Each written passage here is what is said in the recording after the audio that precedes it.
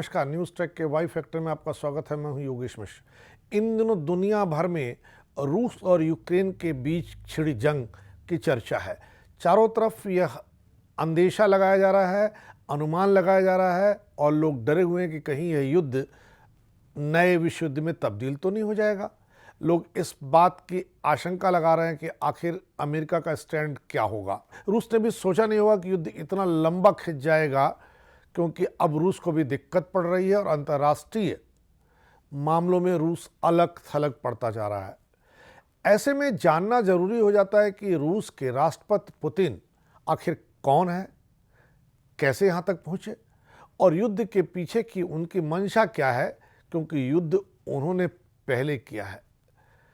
Putin को बहुत रहस्यात्मक व्यक्ति माना जाता है। केजीबी के चीफ रहे हैं। 69 साल के पुतिन अपनी फिटनेस के लिए पूरी दुनिया में जाने जाते हैं। निर्भयता के लिए रूस में उनका डंका बजता है। पुतिन आज दुनिया के सबसे शक्तिशाली और प्रभावशाली व्यक्तियों में हैं। इनका पूरा नाम व्लादिमीर पुतिन है। इनका जन्म 7 अक्टूबर 1952 को लेनिनग्राद, जो आज सेंट पीटर्सबर्ग है, वहाँ हुआ था। इनके पिता का नाम व्लादिमीर स्पिरिदोनोविच पुतिन था, जो सोवियत नौसेना में काम करते थे। पुतिन की मां मारिया शोलोमोवा एक फैक्ट्री में मजदूर थी। पुतिन के पिता ने द्वितीय विश्व युद्ध के दौरान गुरिल्ला स्क्वाड में काम किया था। युद्ध की समाप्ति के बाद उन्होंने एक कारखाने में काम किया। व्लादिमीर अपने परिवार में तीसरे बच्चे थे।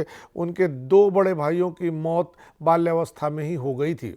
पुतिन के जन्म को लेकर के भी एक बहुत अच्छी कहानी, बहुत अच्छी कथा चलती है। कहा जाता है कि पुतिन के पिता जब सेकेंड वर्ल्ड वार के बाद अपने घर लौटे तो उनके घर के सामने खड़े ट्रक में तमाम लाशें रखी थी। उन्होंने अपनी पत्नी का शव चप्पल से पहचाना और उसके बाद ट्रक वाले से कहा कि आप इनकी लाश मुझे दे दो, मैं इनकी अंत्येष्टि यानी दफन करूँगा। ट्रक वाले ने उन्हें दिया। जब उन्होंने अपनी पत्नी के शव को अपने हाथ में लिया तो उन्हें लगा कि स्पंदन है और वो एक डॉक्टर के यहाँ उसे लेकर के गए। डॉक्टर ने कहा कि सचमुच अभी इनमें जान है। करीब 6-7 महीने तक दवा चली। उसके बाद वो घर लौट के आई। उसके 5-7 साल बाद उन्होंने पुतिन को जन्म दिया। पुतिन ने राजकीय विश्वविद्यालय लेनिनग्राद से ही अपनी पढ़ाई पूरी की। 1975 में ग्रेजुएशन के बाद उन्होंने सोवियत संघ की गुप्तचर संस्था केजीबी के लिए काम शुरू किया। रूसी के अलावा पुतिन जर्मन भी बोल लेते हैं। उनका परिवार भी घर में जर्मन में बातचीत करता है। राष्ट्रपति बनने के बाद उन्होंने अंग्रेजी सीखी। हालांकि औपचारिक बातचीत में आज भी वह दुभाषी का सहारा ही लेते हैं। पुतिन ने 2003 में बकिंघम पैलेस में राजकीय रात्रि भोज के दौरान महारानी एलिजाबेथ द्वितीय की मां की मृत्यु पर अपनी संवेदना प्रकट करते हुए पहली बार अंग्रेजी में बात अपनी कही थी। 2013 में एक साक्षात्कार में क्रेमलिन चीफ ने उजागर किया कि पुतिन कभी कभी स्वीडिश में भी बातचीत करते हैं। 28 जुलाई 1983 को पुतिन ने ल्यूडमिला से शादी की। जर्मन संघीय खुफिया सेवा के अभिलेखागार के दस्तावेज बताते हैं कि ल्यूडमिला एक जर्मन जासूस थी। पुतिन का शादीशुदा जीवन काफ़ी उथल पुथल वाला रहा। ल्यूडमिला ने पुतिन पर मारने पीटने का भी आरोप कई बार लगाया है। पुतिन के कई प्रेम प्रसंगों की बात भी की जाती रही है। पुतिन और ल्यूडमिला की 2 बेटियां हैं, मारिया और येकातेरिना। 2013 में पुतिन और ल्यूडमिला आधिकारिक रूप से अलग हो गए, यानी इनका विवाह चल नहीं पाया। 1990 में व्लादिमीर पुतिन को लेनिनग्राद के मेयर अनातोली सबचाक के सलाहकार के रूप में नियुक्त किया गया। 28 जून 1951 को वे सेंट पीटर्सबर्ग महापौर कार्यालय की विदेश संबंध समिति के प्रमुख बने, जहां उन्हें अंतर्राष्ट्रीय संबंधों और विदेशी निवेशों को बढ़ावा देने की जिम्मेदारी मिली। पुतिन की अध्यक्षता की यह समिति व्यापार उद्यमों का पंजीकरण भी करती थी। 1994 से 1996 तक पुतिन सेंट पीटर्सबर्ग में कई अन्य राजनीतिक और सरकारी पदों पर बने रहे। 1996 में मेयर अनातोली सबचाक के चुनाव हारने के बाद उन्हें मॉस्को बुला लिया गया, जहां वे राष्ट्रपति बोरिस एल्सिन के प्रशासक कार्यालय में काम करने लगे। मार्च 1997 तक वह इसी पद पर बने रहे। 26 मार्च 1997 को राष्ट्रपति बोरिस एल्सिन ने पुतिन को राष्ट्रपति प्रशासन का उप प्रमुख नियुक्त किया, जहां वह मई 1998 तक बने रहे। इसके साथ ही 1998 जून तक वह राष्ट्रपति संपत्ति प्रबंध विभाग के मुख्य नियंत्रण निदेशालय के प्रमुख रहे।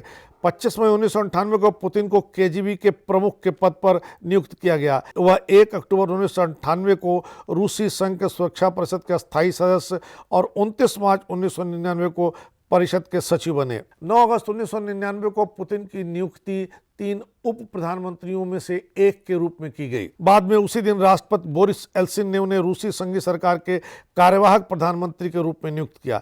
एक टेलीविजन संबोधन में राष्ट्रपति एल्सिन ने पुतिन को अपना उत्तराधिकारी भी कह दिया था। उसी दिन पुतिन ने राष्ट्रपति पद का चुनाव लड़ने के लिए अपनी रजामंदी जताई थी। 16 अगस्त को स्टेट ड्यूमा ने पुतिन के पक्ष में 233 वोट देकर प्रधानमंत्री के रूप में उनकी नियुक्ति को मंजूरी दी। इसी के साथ वे 18 महीने के अंदर रूस के 5वें प्रधानमंत्री बन बैठे। शुरुआत में उन्हें एल्सिन के समर्थक के रूप में देखा जाता था। बोरिस एल्सिन व अन्य प्रधानमंत्रियों की तरह पुतिन ने अपने मंत्रियों का चयन खुद नहीं किया, उनका मंत्रिमंडल राष्ट्रपति प्रशासन द्वारा निर्धारित किया गया था।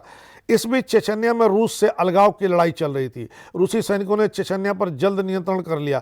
पुतिन की कानूनी व्यवस्था की समर्थ छवि एवं चेचन्या में कड़े रुख के कारण पुतिन की लोकप्रियता काफी बढ़ी। हालांकि पुतिन औपचारिक रूप से किसी भी पार्टी के साथ जुड़े नहीं थे, लेकिन उन्होंने नवगठित यूनिटी पार्टी के प्रति अपना समर्थन जताया। इस पार्टी ने दिसंबर 1999 में हुए ड्यूमा चुनाव में लोकप्रिय मत का दूसरा सबसे बड़ा हिस्सा हासिल किया। बदले में पार्टी ने भी पुतिन का समर्थन किया। पुतिन का राष्ट्रपति के रूप में पहला कार्यकाल 2000 से 2004 तक का रहा। इसके बाद राष्ट्रपति के रूप में दूसरा कार्यकाल 2004 से 2008 तक रहा। तीसरा कार्यकाल 2008 से 2012 तक रहा। 2012 से 2018 तक पुतिन का चौथा कार्यकाल रहा और 18 से अब तक पुतिन राष्ट्रपति के पद पर विराजमान है।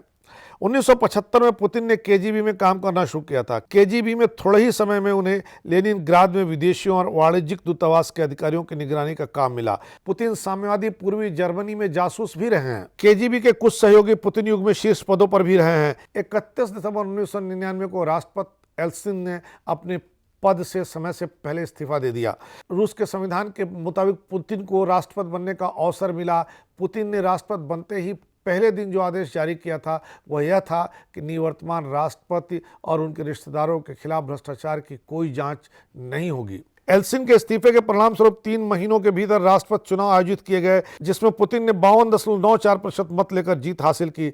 पुतिन ने 7 मई 2000 को राष्ट्रपति कार्यालय संभाला। उन्होंने वित्त मंत्री मिखाइल कासियानोव को प्रधानमंत्री के रूप में नियुक्त किया। पुतिन ने राष्ट्रपति पद संभालने के लगभग तुरंत बाद उन तथाकथित बड़े व्यवसायियों और अरबपतियों के विरुद्ध संघर्ष शुरू कर दिया, जो देश की राजनीति को प्रभावित करने की कोशिश कर रहे थे। पुतिन के शासनकाल में रूस को कई बड़ी आर्थिक सफलताएं भी हासिल हुई। उनके कार्यकाल के दौरान सकल घरेलू उत्पाद की औसत वार्षिक विकास दर 6.5% थी। रूस पर विदेशी ऋण में कमी आई, विदेशी मुद्रा भंडार बढ़ा। यूरोपीय संघ और अमेरिका के साथ रूस के संबंध को मजबूत बनाने, नाटो के साथ सहयोग की शुरुआत शुरू करने और रूस को विश्व व्यापार संगठन का सदस्य बनाने के लिए किए गए प्राथमिक कदमों में पुतिन को बड़ी कामयाबी मिली। 2003 में चेचन्या में एक जन्म संग्रह आयोजित किया गया, जिसमें नए संविधान को अपनाया गया। इस संविधान के हिसाब से चेचन्या को फिर एक बार रूस का हिस्सा घोषित कर दिया गया। 2004 में 71% मतों के साथ पुतिन दोबारा राष्ट्रपति पद के लिए निर्वाचित हुए। सितंबर 2004 में आतंकवादियों ने बेस्टलॉन में स्थित एक स्कूल में 1100 से अधिक लोगों को बंधक बना लिया। इस घटना में सैकड़ों लोगों की मृत्यु हुई। घटना के बाद पुतिन ने कई व्यापक सख्त कदम उठाए। रूस में मीडिया की स्वतंत्रता के खिलाफ व्यापक पैमाने पर कदम उठाने के लिए पश्चिम जगत और रूसी उदारवादियों ने पुतिन की आलोचना की। पुतिन पर देश के नए स्वतंत्र मीडिया की रक्षा करने में नाकाम रहने के आरोप लगाए गए।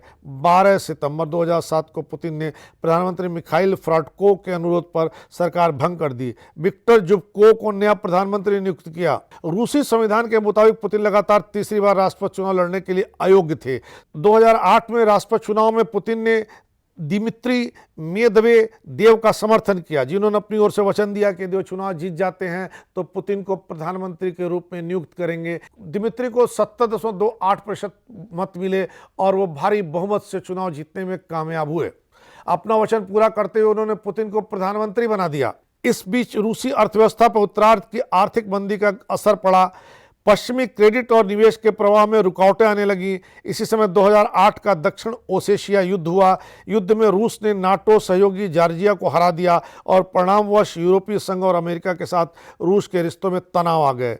रूस के स्थिरीकरण कोष में संचित एक बड़े वित्तीय भंडार एवं कुशल प्रबंधन के कारण संकट से निपटने और उसके बाद 2009 के बाद से आर्थिक वृद्धि के दौर की शुरुआत करने में रूस को सहायता मिली। संकट से निपटने के लिए उठाए गए कदमों की विश्व बैंक ने नवंबर 2008 में रूस की आर्थिक रिपोर्ट की प्रशंसा की। 24 सितंबर 2011 को मॉस्को में हुई संयुक्त रूस कांग्रेस की बैठक में राष्ट्रपति मेदवेदेव ने सार्वजनिक रूप से घोषणा की कि वो खुद राष्ट्रपति पद के चुनाव में खड़े नहीं होंगे और इस पद के लिए वो पुतिन का समर्थन करेंगे। 4 दिसंबर 2011 को आयोजित इस संसदीय चुनावों में राष्ट्रपति समर्थक सत्तारूढ़ पार्टी संयुक्त रूस को लगभग 50% मत मिले। इसके तुरंत बाद मॉस्को और रूस के अन्य शहरों में चुनाव के दौरान सत्तारूढ़ पार्टी की कथित धांधलियों के खिलाफ लोग सड़कों पर उतर आए। यह पुतिन के समय का सबसे बड़ा विरोध प्रदर्शन था। प्रदर्शनकारियों ने पुतिन और संयुक्त रूस की आलोचना की, चुनाव परिणाम रद्द करने की मांग की। बदले में पुतिन के समर्थक भी सड़कों पर आए और इस तरह रूस में पुतिन के समर्थक और पुतिन के विरोधी एक दूसरे के आमने सामने खड़े हो गए। 4 मार्च 2012 को पुतिन ने 63.6% मतों के साथ पहले दौर में ही राष्ट्रपति का चुनाव जीत लिया। चुनाव को पारदर्शी बनाने के लिए मतदान केंद्रों में वेब कैम के उपयोग सहित अन्य प्रयास और प्रचार किए गए थे। हालांकि रूसी विपक्ष और अंतर्राष्ट्रीय पर्यवेक्षकों ने चुनाव की आलोचना की थी। राष्ट्रपति पद के प्रचार अभियान के तुरंत बाद पुतिन विरोधी प्रदर्शन हुए। राष्ट्रपति के रूप में अपने पहले दिन पुतिन ने 14 फरमान जारी किए जो अर्थव्यवस्था, शिक्षा, आवास, कुशल श्रम प्रशिक्षण, यूरोपीय संघ के साथ संबंधों, रक्षा उद्योग, अंतर्जातीय संबंधों और अन्य नीतियों से संबंधित थे।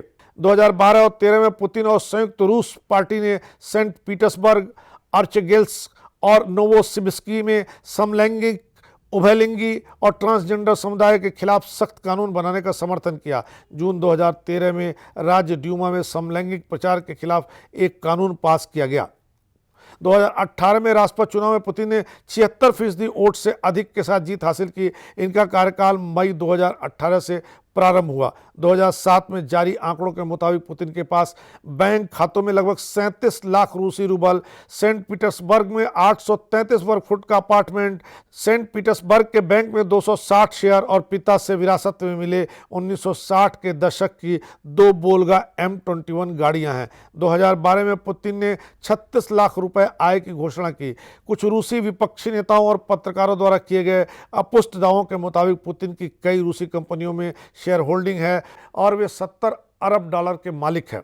अगस्त 2012 में रूस में एक सूची जारी हुई जिसमें पुतिन के नाम 20 बंगले और महल दर्ज हैं, जिनमें से 9 पुतिन की सत्ता के 12 वर्षों के दौरान बनाए गए हैं। इसके अलावा प्रस्कोविका गांव के पास इतालवी शैली के विशाल हवेली भी है जिसकी कीमत $1 अरब बताई जाती है। इस इमारत को पुतिन का महल कहा जाता है।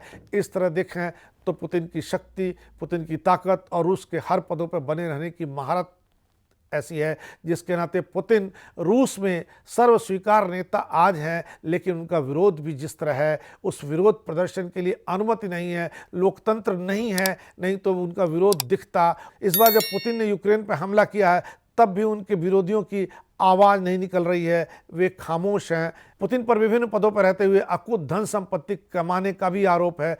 इस तरह देखें तो पुतिन एक तानाशाह हैं जिन्हें लोकतंत्र अपने कब्जे में करने का हुनर हासिल है। इस बार इतना ही, अगली बार फिर मिलेंगे किसी नए सवाल पर नए ढंग से बात करने के लिए। तब तक के लिए नमस्कार।